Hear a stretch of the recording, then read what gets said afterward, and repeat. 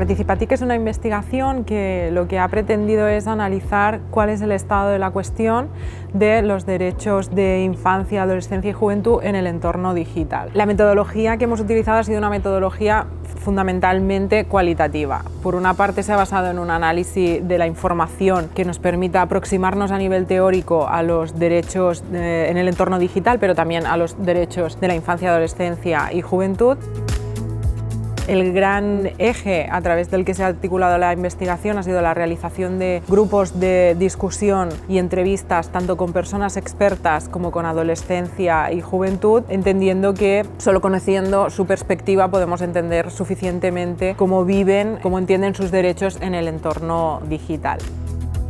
Uno de los grandes resultados de la investigación es que permite plasmar la relevancia del entorno digital sobre los derechos de infancia, ¿no? Permite mostrar que se producen dinámicas concretas, que se reproducen riesgos, desigualdades, que hay cuestiones específicas que suceden en este entorno y que es necesario que tengamos en cuenta cuando hablamos de derechos de infancia y de adolescencia y de juventud.